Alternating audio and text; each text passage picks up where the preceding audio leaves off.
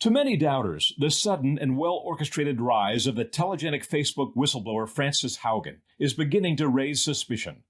Typical of that suspicion is this tweet from commentator Drew Holden, trying to remember the last time a whistleblower went public with a PR firm, press email contact, full legal team, and Senate appearance. A benign explanation may be that Haugen is taking on a tech giant worth $1 trillion, serving 3 billion people worldwide with an army of Washington lobbyists and lawyers. She had better be prepared. Many agree she was. Frances Haugen is an utterly compelling witness for this hearing. I think this is a watershed hearing for Facebook. She's confident. She's in command. Importantly, she's clear when she doesn't know the answer to a question. She's not overstepping her expertise, and I think that is a powerful move here. But FEC documents suggest another motive may be afoot. Haugen has contributed exclusively to Democratic causes and candidates, including far-left Congresswoman Alexandria Ocasio-Cortez.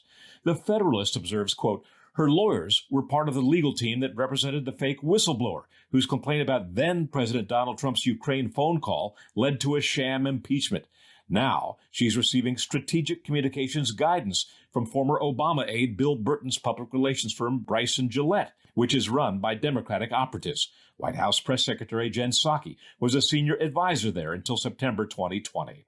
Numerous publications are now reporting that while at Facebook, Haugen was part of the team that censored the Hunter Biden laptop story. Hot Air reports, quote, Facebook not only suppressed it, but bragged about creating an algorithm that automatically suppressed it.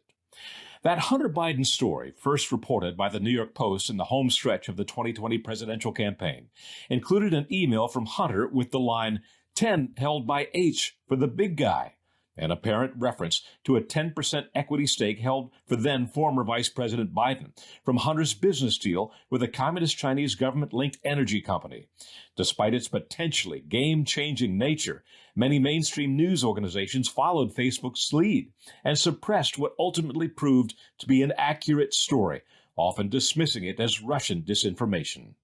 It's much better for Twitter to let people read the New York Post article and sit there and laugh at the hokey story. This one from the New York Post is almost like a B-rated version. Does it surprise you at all that this information Rudy Giuliani is peddling very well could be connected to some sort of Russian government disinformation campaign? U.S. authorities are seeing if those emails we just talked about are connected to an ongoing Russian disinformation effort. And unverified emails about his business dealings, a story that many intelligence experts say has all the hallmarks of a foreign interference campaign.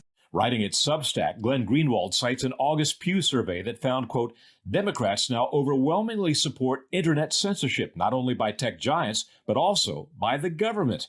That survey found 65% of Democrats agreed the government should restrict false information online, even if it means limiting freedom. A higher number, 76% of Democrats favored big tech censoring stories, much higher than Republican percentages.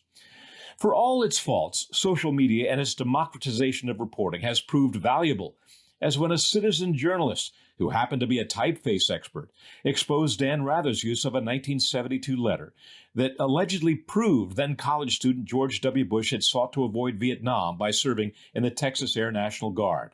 That citizen journalist found Rather's smoking gun, the 1972 letter, was a forgery, written on a word processor with a font size that didn't exist on typewriters in 1972. In a tweet this past Wednesday, another obscure citizen journalist writes this intriguing observation of Frances Haugen, quote, imagine planting your own whistleblower to expose yourself for not censoring enough so you can censor more.